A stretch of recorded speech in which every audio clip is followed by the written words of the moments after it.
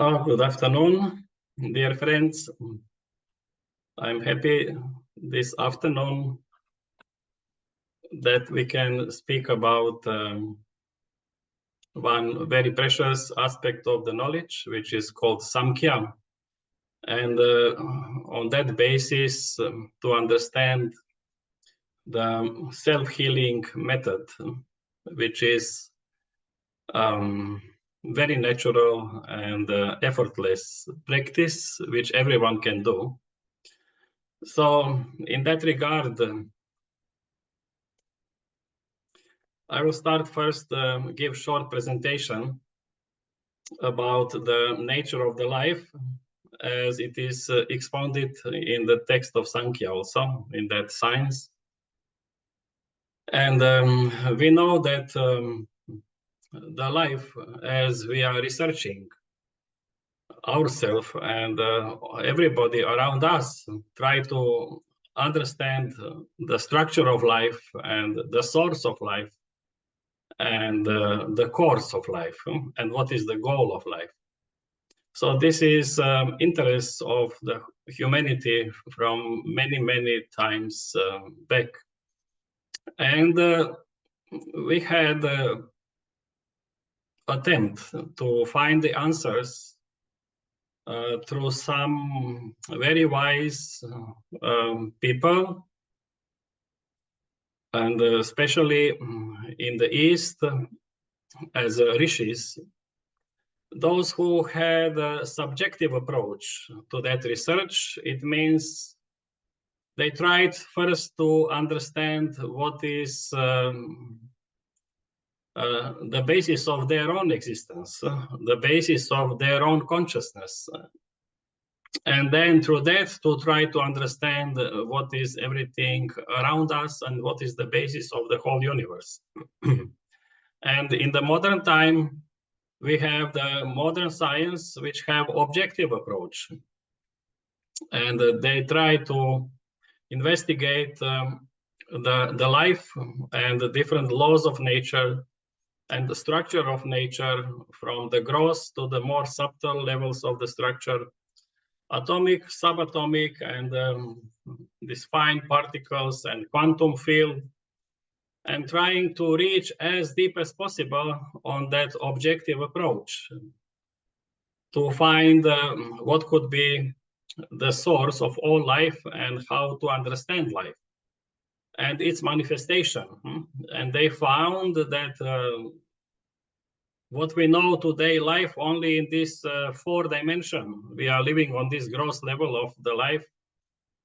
They found that there is possible 12 dimensions even, that life can be expressed on the level of a 12th dimension. So we see that it's unimaginable ability of life and its possibility. So we try to go into that little, and I will just show you for that some few slides.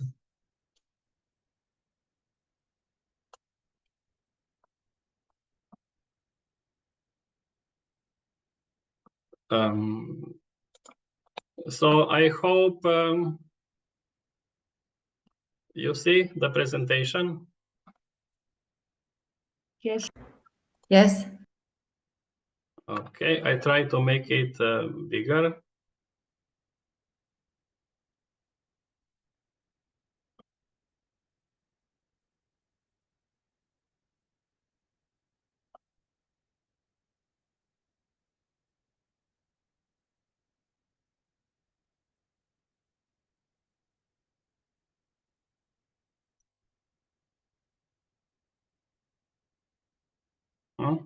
It's better now. So, as I said, many thousand years back, there were some rishis, means seers, those who were using meditation as a main tool to research about the nature of their own life, about their own consciousness. And on that basis, they developed that understanding of the source of life and the structure of life and what is the goal of life. And the final result of their research in their consciousness was to discover the state of consciousness, which we can call pure consciousness. So they were able to stop all activities in their consciousness and make their consciousness to be free from all activities and being just pure. And then they realized that their essence, their identity, is something else what they were thinking while they had that interaction with different perceptions and the different activities what they perceive in the waking state of consciousness or during dream or deep sleep. So they find out that there is that level of consciousness which is beyond any activity. We can call it transcendental consciousness, or Patanjali, Maharishi Patanjali, one of the great seers, they gave name in the Yoga Sutras. It is defined as Asamprajñata Samadhi. So that state of Asamprajñata Samadhi, the highest level of the Samadhi, we can call it transcendental consciousness, or we can call it pure consciousness, or Samkhya is calling that state avyakta, just transcendental. And Patanjali is giving definition to that, tada drashtuh svarupe avasthanam. It means that in that state, the seer is established in his original pure nature, in the state of pure consciousness. So there is a seer of that state of pure consciousness. And we can say there is that I still who is experiencing that state. So it means it is subjective. It is subjective finding. It's subjective. So we can say that samadhi as a state of consciousness don't have a objective existence. It is the name for a subjective experience of that possible objective reality, which is the source of all universe. That pure consciousness, which we suppose that it has its own independent existence, the transcendental level of all life, that it has independent existence of any individual subject which can perceive it, or individual consciousness. But when individual consciousness, when some person gets a vision, not vision, but cognition, we can say, or is able to see, drashtuh means drishti means to see, the seer, we call them the seers. When they had that experience, then we say, yes, this is something which is unimaginable by the human mind or by any experience what we experience in the life. It is beyond everything, and it is even not there is no ability to express the nature of that state. And they called it Asamprajñata Samadhi. Which is the state of just is. There is still seer there, but there is no sense of difference from that field. It is the unified state. So this is what those rishis found. And then on that basis, they develop the whole presentation of the life. That this is the source of everything, and that source is the deepest level of possible our experience. And through the objective approach, the modern science investigate these finer levels of the function of the nature, and then they are coming to the near the Planck scale. And then they found some particles as not part, but kind of the forces which have different spin, like a gravitino, the forces, the matter fields, and Higgs fields. So some quantum physics, they gave these 5 values. They associate this with the 5 elements of, or 5 Mahabhutas as building blocks for the whole physical level of the life or creation. And their manifestation from that Planck scale or below that Planck scale is the field of consciousness, which they equate to be the same as that experience what those rishis had on the level of their subjective research about the life. So then objective and subjective research on that level meet together on that field of pure consciousness. But then the physics, it's not anymore classical physics, and even not on the quantum level. It becomes more theoretical quantum physics, or coming to the level of metaphysics, we can say, or philosophy. And only on that level they can meet. They come to the same, but it's experimentally not possible to prove, at least until today. The quantum physics didn't prove on the objective level existence of the unified field, or that the source of creation is the consciousness. It is then kind of intelligence, intelligence of the of the consciousness of the scientist, and then intelligence of the seer finds the same conclusion, and they agree, yes, there must be something which is not non-material, which is avyakta, which is transcendental. It means vyakta means manifested, vyakta, and avyakta means what is unmanifested. So these two approaches, ancient approach from those Vedic seers and the most modern approach of the quantum physics meet together. And then one great seer, Maharishi, Mahesh Yogi, he had education in the physics, in the modern approach of the objective approach of the physics, and also in the Vedic science, ancient Vedic science. So he was ideally seeing that uniqueness of these two approaches. And then in a very simple way, he explained that structure of life.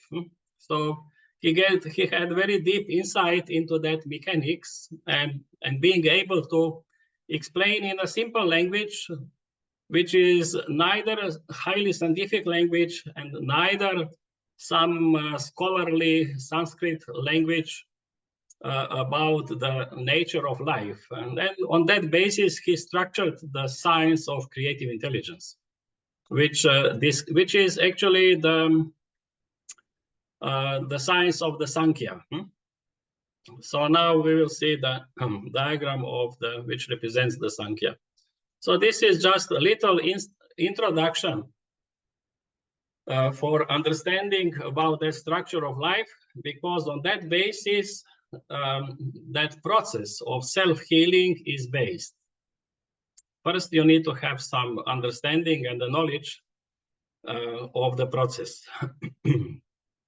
So the Samkhya means numbering, in some way trying to enumerate all the components, the most basic components of the life, which is constituting the life itself.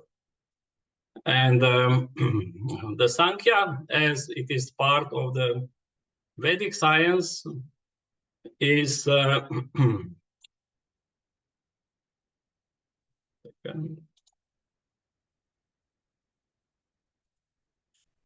it is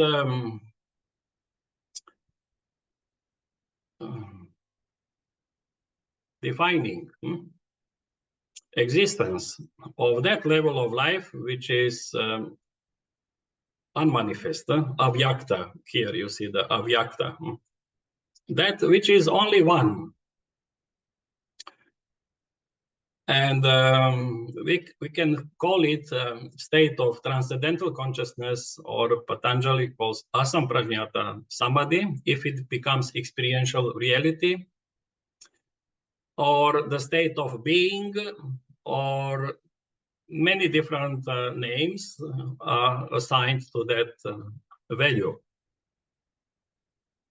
Or pure consciousness, because it is on that level pure, and it is. So it has some existence.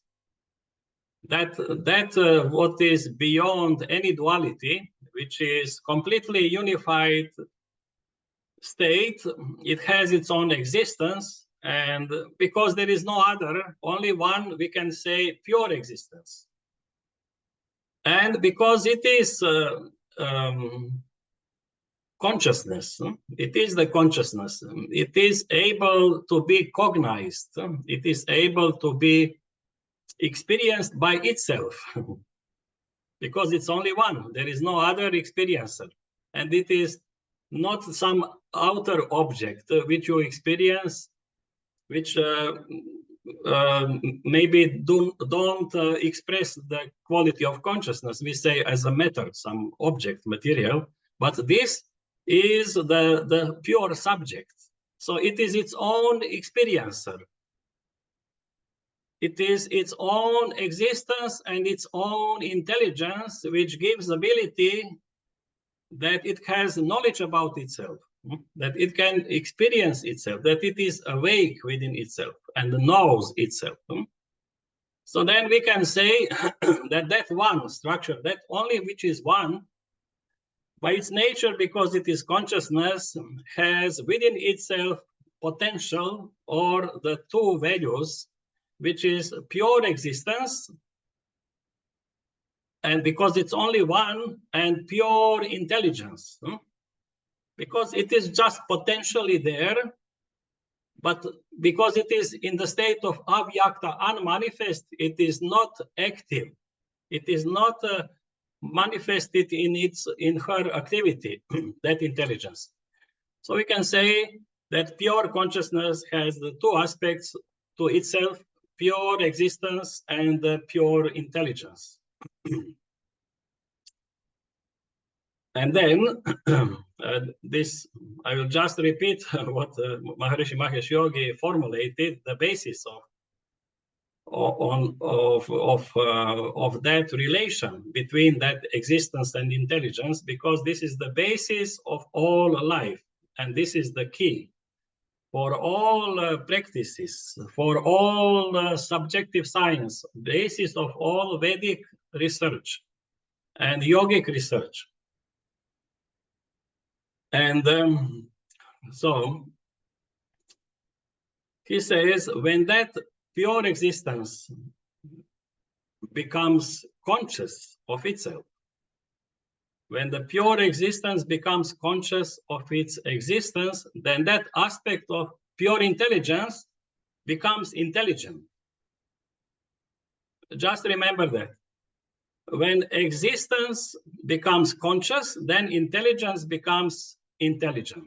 This is the main key for application to any kind of the yogic practices, whether the practice of asana or pranayama or meditation or yoga nidra or any practice. And this is the highest level of the practice, which is saying that what you need to do is just to make existence conscious. And then automatically the intelligence which is related to that level of existence will automatically become more intelligent. So, so in that sense, that avyakta or pure consciousness has two aspects to it, and then the Samkhya is giving the name to it. It gives the names Purusha as aspect of pure existence, and Prakriti, Mula Prakriti. We need to distinguish the Prakriti from the Mula Prakriti. Mula Prakriti means the root Prakriti, where Sattva, Rajas, and Tamas are in a total balanced state. It means that that state of Prakriti, which is transcendental Prakriti, which is potential intelligence, not manifested in its action. And now that, or pradhana, in Samkhya, they give another name to that level of that pure intelligence as pradhana. And existence has within itself the pure potential of itself as a seer, the process of seeing, and object of seeing. So it has also potentially three values in the structure of its own existence. And the pure intelligence has also that potential structure of the three values as sattva, rajas, tamas. So on that level of existence, we have the value of Rishi, Devata, and Chandas, which they call as a Samkhya, that unified level of existence of pure consciousness as a subject, existence of the subject of that, because it knows itself. It is its own object, its own subject, its own process. So it is called Rishi or the seer. Then the process of seeing and the object, and so Rishi, Devata, and Chandas. And then on the level of intelligence, that Rishi value, that existence, being able to see, will have an aspect of intelligence to see very clearly, to have a very clear vision about its structure. Then that activity which gives clarity to that vision and ability to see in a very clear manner, that quality is called sattva. The quality which makes a connection, which is the cause of the identification of the subject with the object, it's rajas, and the tamas is the overshadowing value of the object over the subject, as it is the case of the chandas over the rishi. So we can find on that structure, on that level, those values, rishi, devata, chandas, or sattva, rajas, tamas, part of the mula prakriti or the purusha on that level. And then further, Maharishi said, so that there are two aspects to pure consciousness, pure existence and pure intelligence. And then when pure existence becomes conscious of its existence, then that pure intelligence becomes intelligent. And then that intelligent aspect of intelligence becomes creative intelligence and starts to create. And then it's called Prakriti. When it starts to create, or creative intelligence is that Prakriti. And Prakriti, Prakr, means the only active, only active. And then what it creates. This is the next step. Then we are coming out from the avyakta state, and then Prakriti turns into the Vikriti, creating different values, which Samkhya further explains, which starts structuring the manifest level of the life from the unmanifest. So then from that unmanifest level, from pradhana or mula prakriti, then prakriti, this is the pure intelligence, and this is the prakriti's creative intelligence, which starts to create everything.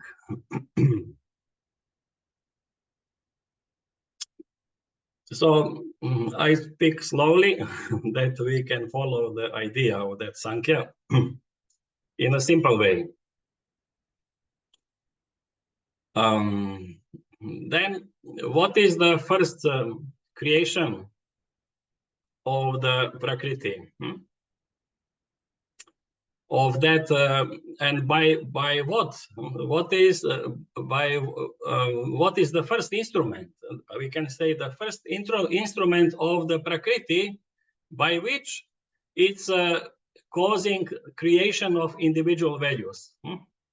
This is her own intelligence, which is able to distinguish, which is able to distinguish three into the structure of one. That intelligence, that cosmic intelligence, or on the level of our individual life, we can say that the first manifestation of the pure consciousness in the form of distinguishing value between the subject and the object, between the Purusha and Prakriti, or it's a Buddhi, or Mahat on the cosmic level. So we can say that Mahat is the expression of creative intelligence in her first attempt to create individual values. It creates different values into the structure of one.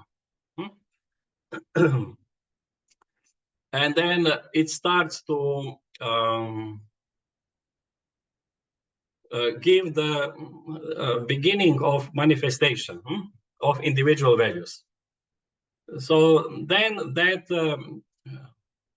Mahat or Buddhi become the cause of the appearance of I am, individual existence, I am. And this is called ahamkara. Ahamkara, aham, I am. That absolute level of life, which is being, now is reflected in the value of individual life. Aha.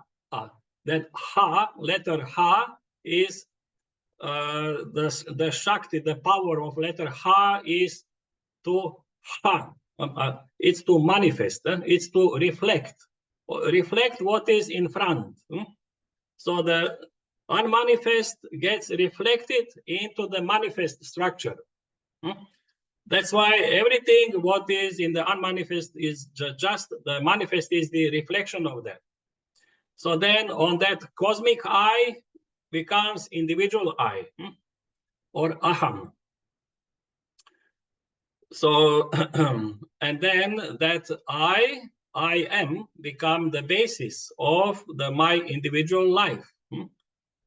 And then my individual life and my life is characterized by my ability to feel, to think, to remember, to be able to gain knowledge, to be able to do something, to be able to interact with the surrounding and progress and try to understand the whole life about. So for that purpose, then that I has its own instruments for its function, for gaining knowledge. And that's why the Samkhya gives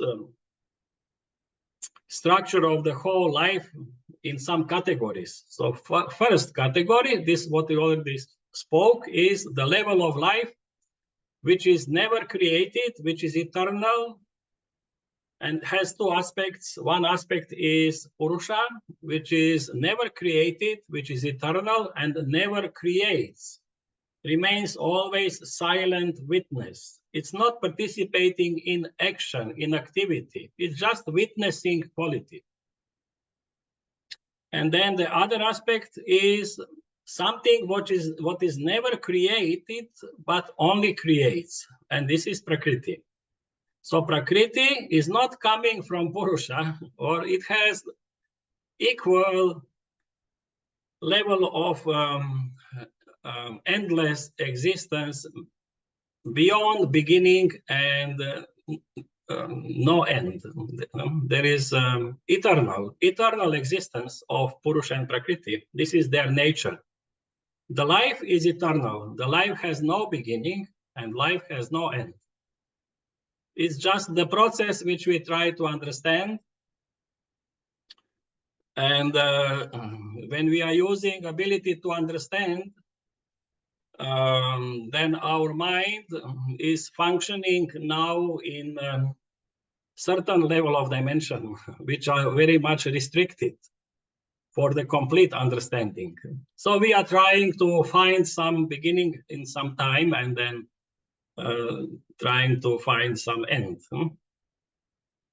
But the teaching of Samkhya is that those values are eternal.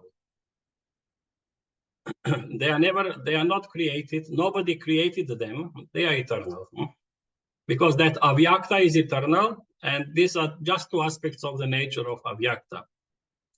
So this is one category, is what is never created and never creates, which is just the witness and being able to know and becoming conscious of something. And the other aspect is, which is never created, but only creates. So this is the Purusha and Prakriti. Then the next level is something what is created and further creates. Further creates. So this is the third level. What is created is what we said from Prakriti. The first creation is Buddhi or Mahat. So this is one value, that Buddhi. And then the next is Ahamkara in the sequence. It's not that Ahamkara is before Buddhi and Buddhi is after Ahamkara. First is the Buddhi as a cause which makes able Ahamkara to appear to existence. There must be some that kind of intelligence which will distinguish in the state of unity diversity and create individual values from that diversity. And then Ahamkara, Ahamkara further also creates certain values as its own instruments. I am, because I am. Then because of that, I am living. And how I am living, I am able to gain some knowledge. This means that subjective aspect of the life through gaining the knowledge through the five faculties, five senses. It's called Jnanindriyas, five Jnanindriyas, the sense of hearing and touching, seeing, tasting, and smelling. But where are those five Jnanindriyas? This is the Prakriti. This is not the organs. This is not the eyes, the ears, the skin, the tongue, and the nose.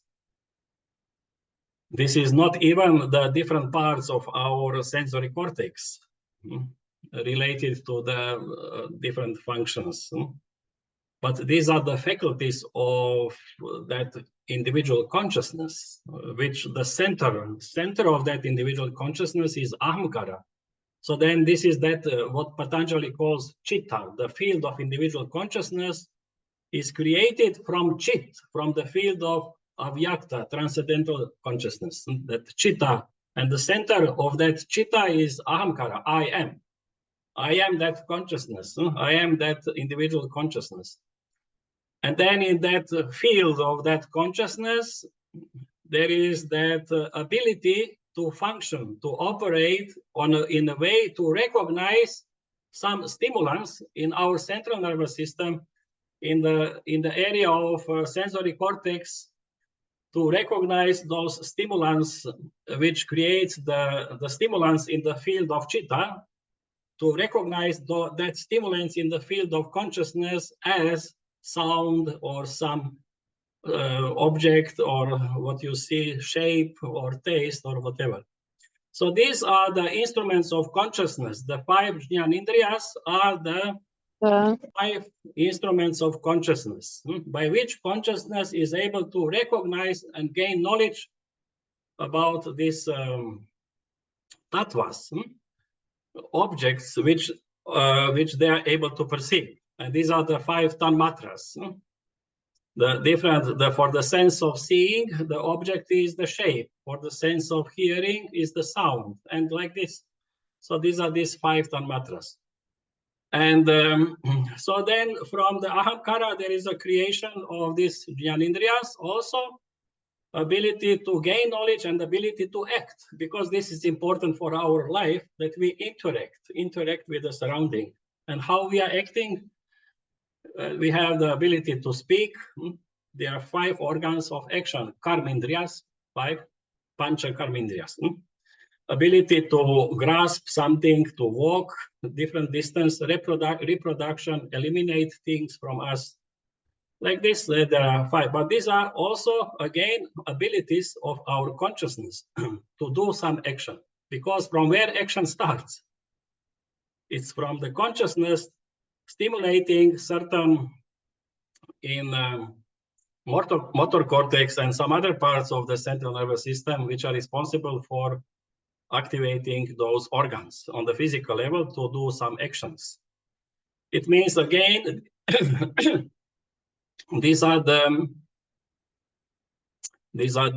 abilities of consciousness. These are organs of the consciousness. 5 karmindriyas and 5 jnanindriyas, and the ability to think, to feel, and everything, mind, and relate those abilities to act with abilities to gain knowledge, to correlate with the memory from the past experiences, and to think and to feel and to reasoning ability. Everything is called manas, as a mind, manas. So these are the instruments which your ahamkara or you are using for your life. And then also ahamkara creates the 5 those tanmatras, which are the objects of the function of the senses. So then, from that perspective, something what is created and what further creates is the buddhi, because it's created by prakriti and creates ahamkara, and then ahamkara it's created by it is buddhi created by prakriti and creates ahamkara, then ahamkara created by prakriti by buddhi and creates these other values. And then these are the 2, and then we have 5 tanmatras, which become the basis of the creation of the 5 mahabhutas. So from these 5 tanmatras, there is participation in the experience of many tanmatras simultaneously, give us ability to recognize the value of the 5 elements, the 5 mahabhutas, which characterize this everything, that world in which we are living. And so these 5 tanmatras are created and they are further creating. So this is the 5, this is 7. So there are 7 values which come into the category that they are created and give further creation. And there is 16 values which are created and they don't cause any further creation of some other values. 16. And these are these 5 tanmatras, 5 jnanindriyas, 5 karmindriyas. This is 15, and manas 16. So this is all together 25. And in that way, our life is functioning. So we can see that all from here, from Prakriti, all this is under the rulership of the Prakriti. The intelligence of the Prakriti is structuring all those levels of life or the instruments and give intelligence for those instruments to function in a proper way, so that all those instruments are serving whom? Finally, Purusha. Ahamkara, but basically for Purusha. So this is some structure. Now we come to the practical aspect, how to apply this into the practice. So what we see is that everything is already done by nature, or whoever structured that universe with such a functions and everything. Everything is there. We don't need to create, we don't need to do to create anything. And how to apply that is just simple. We just need to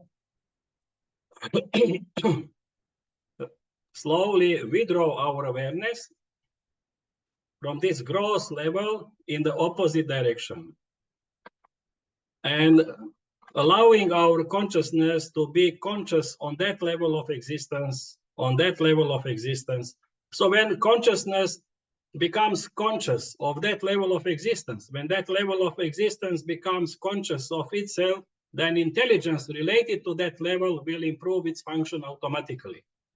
So like this, going back and back and back, you are improving and normalizing and healing all the level of the life, all levels from the gross to the most subtle level of the life. You are doing the healing process. In which way? Just coming back to yourself. Coming back to wherever you are, come back to yourself. To make that level where you are conscious. Nothing else. And then intelligence will work on that level and purify and will lead you to the deeper level. And then when you become conscious on a deeper level, again, remain just related to yourself. So you always come back to yourself. Always, wherever you are, on whatever level you find yourself, come back to yourself. This is process. This is the Samkhya meditation process, which don't use anything, which is not using any mantra or any tool for meditation, anything, but it is using the structure of life itself as a means to become conscious of deeper and deeper levels of those structures. And in the Vedic language, in the Rig Veda, one word, Nivartadvam, is giving expression to that process. It means go beyond, transcend. From wherever you find yourself, come back to yourself. So this is that coming back to yourself, always, all the time. And don't become involved in whatever you are experiencing on the level of the body, or whatever you are experiencing on the level of the senses, or on the level of the mind, on the level of the feeling, on the level of the breathing, on the level of anything. Just wherever you are, come back to yourself and don't mind whatever happens. Just surrender. So this is the technique. Is the technique without technique. It means just lie down and let go. And come back to yourself. And then in that process, wherever you find yourself, again, come back to yourself. So this is the method of, we can say, surrender. In that way, when you surrender to your Purusha value, automatically it means you surrender to Prakriti. Because you acknowledge Prakriti as the only power which is responsible for all your experiences. And any kind, whatever you experience, it belongs to Prakriti. The power of Prakriti is responsible to that. It belongs to her. And this means Namaha. Namaha means not mine, not mine. Nothing is mine. I just come back to yourself. Come back to myself. Come back to myself. And then in that way, the Prakriti is gaining the power, gaining the more and more intelligence to operate in the best way any part of your life, and to restructure and normalize the function of any part of your life, whether physical level or mental level or emotional level, any level. It works on its own. You don't need to bother about anything. What you need to do is just to give up. Give up and let go and surrender. Let your will be done. And remain in that state. Let your will be done. Acknowledge life. And then in that second, it will start leading you on a deeper and deeper level. And wherever you find yourself, again, come back to yourself and be innocent in the state of the surrender. And whatever experience comes, don't mind. Just remain being innocent and come back to yourself. And like this, it automatically starts purifying everything, because Samkhya says the Prakriti on her own is non-intelligent, but only in the vicinity of the Purusha it becomes intelligent. So it means when the existence, Purusha, becomes conscious, then Prakriti becomes intelligent. So what you need to do is just to remain being conscious wherever you are. But don't, where you are, if there is some experiences, if you see something, you know, with eyes closed, don't involve in the process of seeing. Just remain the witness to that. Come back to yourself. So see without seeing, hear without hearing. Then all the Jnanindriyas will gain divine, divyai, divyai shrotra, divyai adarsha, divyai, will get divine ability to function. It will give you divine experiences, but only when you come back to yourself. Then they will give you that power. They are getting that power. So what you need to do is nothing to do. Just undo. Just undo, it means just let go. Just come back to yourself. Very simple, very easy. But sometimes we are used to do techniques, to do this, to control this and that. And then we think we can do something. We cannot do anything substantial to life. The best what we can do is surrender to that cosmic intelligence. And leave yourself in her hands. And so that's why that process is so simple. And now I think that it's time that we try to do some very simple practice in that sense. And I will just close this presentation. And you can find some nice place to lie down. We will do that process for 10-15 minutes, just that you have experience. I will guide you through that. You can find some comfortable position. If you have a possibility to lie down and cover yourself, very nice. If not, you can remain comfortably sitting or whatever. Then close your eyes.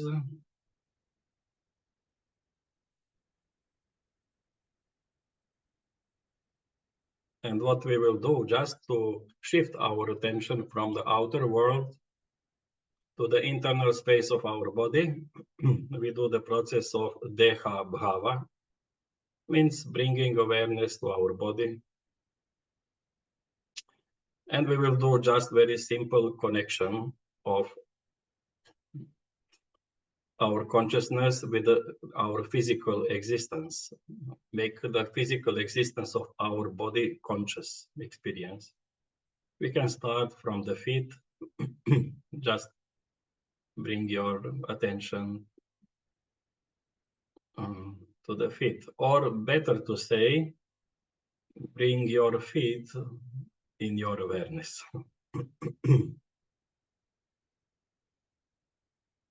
And just being conscious of the existence of your feet. And then come back to yourself. Just very simple. Then move to the calf muscles, both legs simultaneously.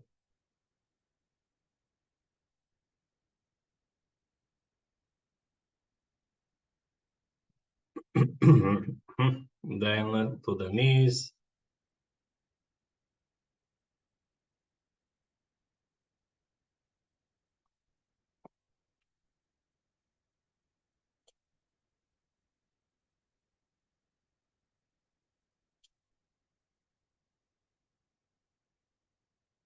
Then thighs.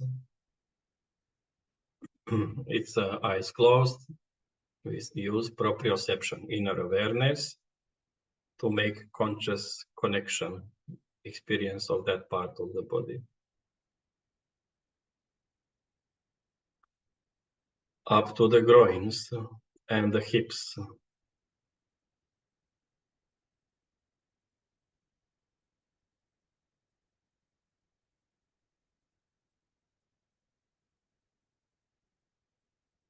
Then the hands, both hands.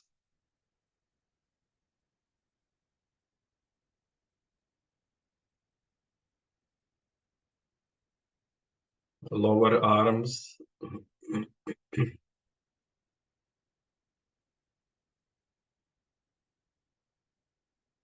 Elbows.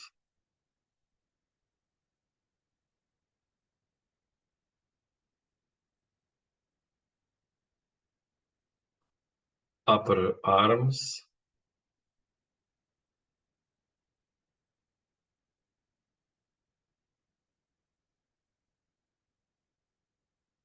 And the shoulders.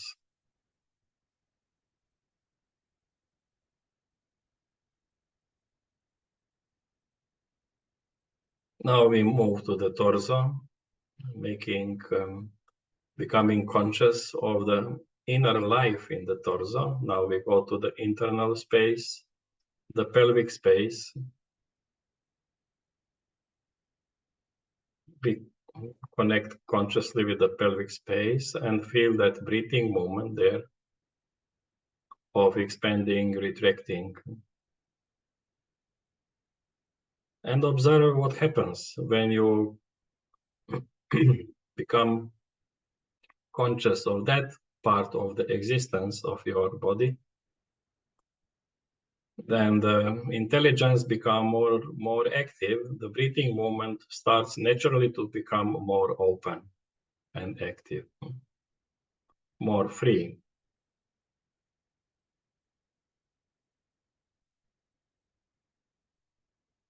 So feel that area from the bottom of the pelvis up to the navel.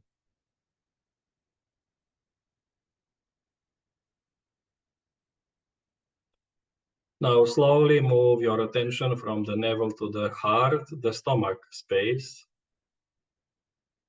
and become conscious of the existence of that stomach space. When that existence becomes conscious, intelligence of that space becomes more intelligent.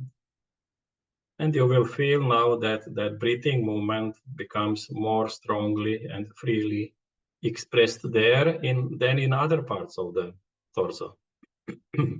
Just naturally, it happens. So you don't try by your will to increase that movement, just you come back to yourself to be conscious of that existence of that space. Be consciously present there. And with a surrendering mood of let go.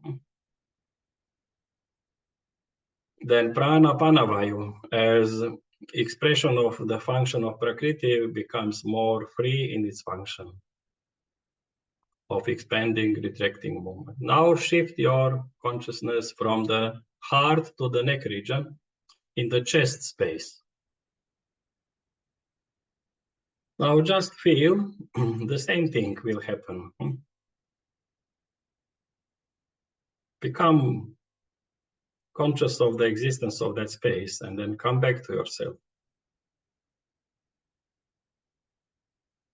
So it's always you come back after you become conscious of some aspect of the body, then you come back to yourself because the yourself is the eternal level of existence, which stimulates the intelligence, and then you relate that eternal level of existence with its expression of existence on a different levels of the life. Now on the level of the body. Like this, you correlate the awakening of the intelligence from its basic source to operate and function better in that area. Now feel the whole torso, the whole internal space. And with the feeling of let go. Just have awareness in the whole body at once, feeling completely safe and secure, like you are lying in the lap of the Mother Nature. As we were speaking, that Prakriti takes care of your life, of all levels of your life to function properly. So without release any fear, just surrender. You need to feel secure to surrender. That's why that knowledge is important, what we were speaking about, understanding, then you can relax and surrender. If you don't know to what you surrender, you will not surrender.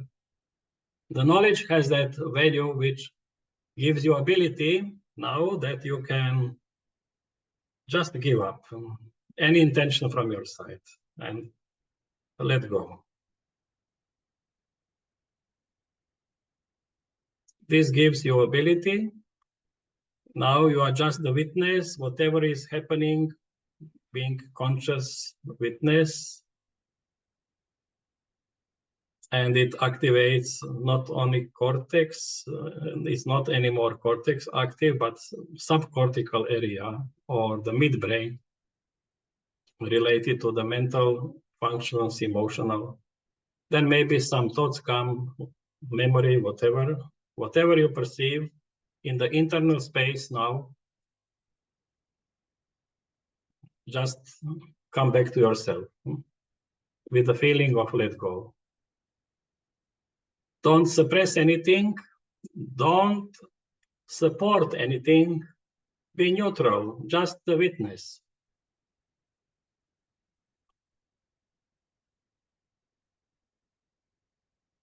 Coming back to yourself. Now just proceed on your own for some minutes. I will tell for the end of the process.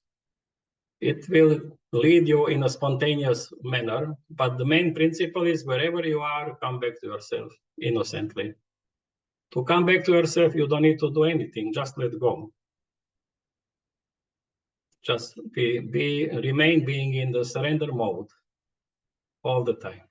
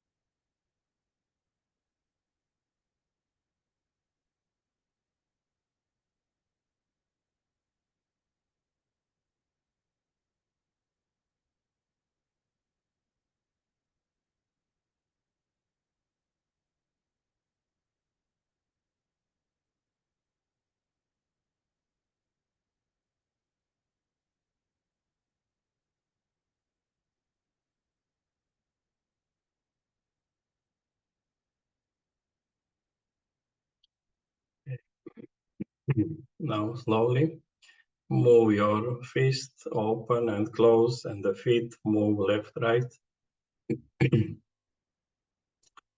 Bring awareness to your body. Move the head little left, right. Become conscious of the breathing movement and the body. Slowly turn the body on the right side and bring the knees close to the chest as a fetus position.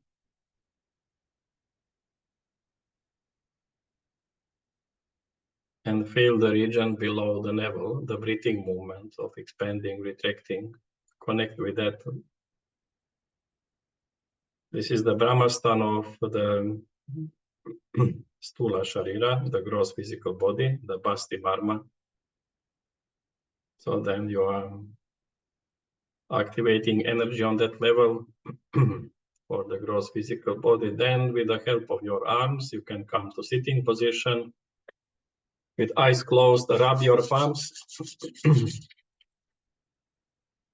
Then cover your eyes, still keeping the eyes closed. Then slowly open the eyes, and then slowly come to this level. So this is a very simple practice. I was doing that when I had a 10-year, naturally and spontaneously. I didn't know about Samkhya or something, but I used to come back from the school, and then I just went into the room and lie down on the bed and let go, and remaining being the witness. And it was such a very quick recovering method.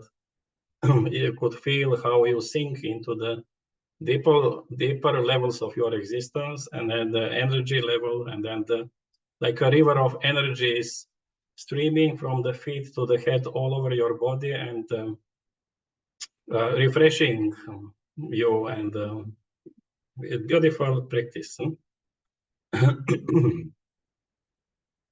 So it's a universal practice. It's kind of easy for anyone to practice, and just try to do that. Once in a day, you just lie down and let go and remain. Just remain being quiet from your side, being the witness, and let comes whatever comes. Don't mind. Just come back always to that most simple state of being the witness, coming back to yourself.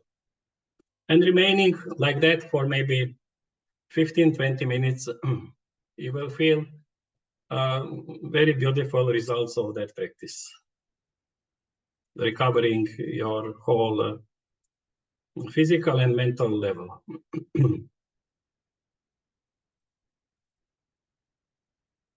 So, how was the experience in this 10 minutes? If somebody has any question, you can ask. Now we have some few minutes for questions, or if you want to say your experience of this practice.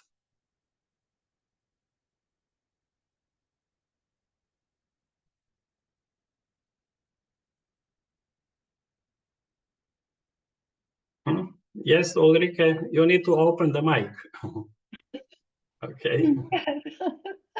Yes, it was a very, very nice and very pleasant experience, and it really happens very quick, in a very quick manner, that body and mind and soul is recovering and relaxing, and very, very practical and simple method.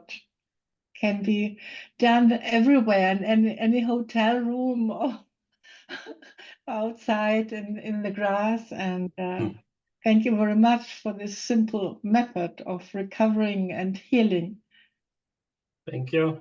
Yes. So for that, you don't need to study any philosophy or anything. It's just so simple. The child can do it easily. Yeah. Thank you. Jadranko, What is the difference between Shavasana and this method? In Shavasana, usually this should be the proper Shavasana. Ah, okay. Just when you lay down, you let go. And then if you practice asanas, then in between, but it's too short to go deeper on that level because you don't stay so long between the asanas. But at the end of the practice of yoga, if you practice asana, then at the end you can stay for 10 minutes like this in that condition. Thank you. Okay.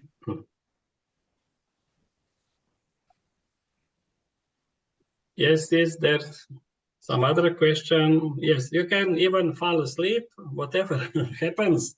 It is natural. It means your body needed that experience to recover, to throw out this tiredness and everything. Sleep comes natural.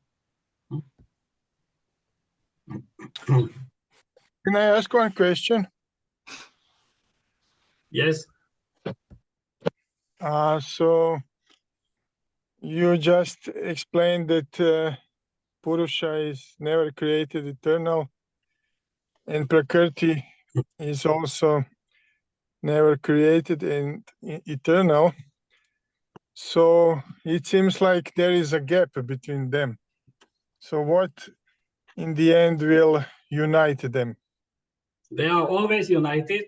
They are never one without the other. They are the two aspects of one reality. There is no gap between them. The gap is just in our consideration. And we assume these two values are there when it has its own experience. So it is the true understanding of the relation between Purusha and Prakriti is not possible to have just on the intellectual level trying to understand. It must be experience of that level because the knowledge means experience and understanding. So if only when we will have experience of asamprajñata samadhi, then we can truly know the nature of Purusha and Prakriti, what is their relation and what is all about them. Until then, we can just take it as some intellectual understanding of possible nature of one reality having two aspects, as existence and its own intelligence, as consciousness has ability to be conscious. But it is eternally one. It's never separated one from the other. if in real life we see consequences of seeing this as a separate, so as I know theoretical answer is that love is one which can unite all these unimaginable differences. But if we see in real life these two as a separate, so what would be your suggestion how to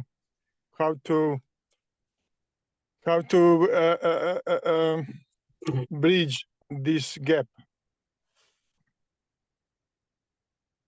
It is the life is unified always, forever, and it's never separated.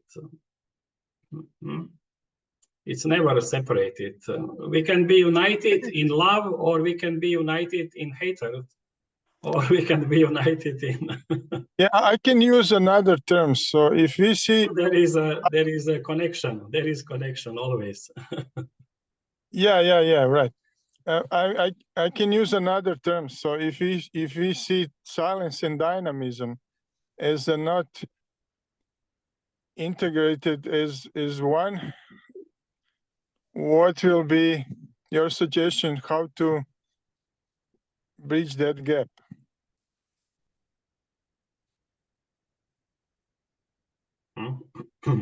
It is It means if you are that dynamism without silence cannot be organized in a proper way. Then it will create problems. Yes, You sure. know, and then it will, if you are out of the balance of that silence and dynamism, then the nature will bring you back to the balance. Then it will put you to the silence.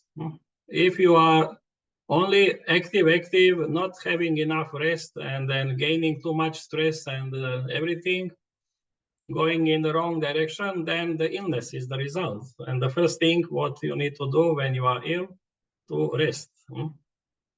So the nature is bringing you back to the balance. Whatever we do is the power of nature. It is that invincible power of nature which takes care of the life of the whole universe. And then we are free to do this or that way, but she is always taking care that it's bringing us to the balance. But that bringing to the balance can be sometimes in our experience could be some painful way.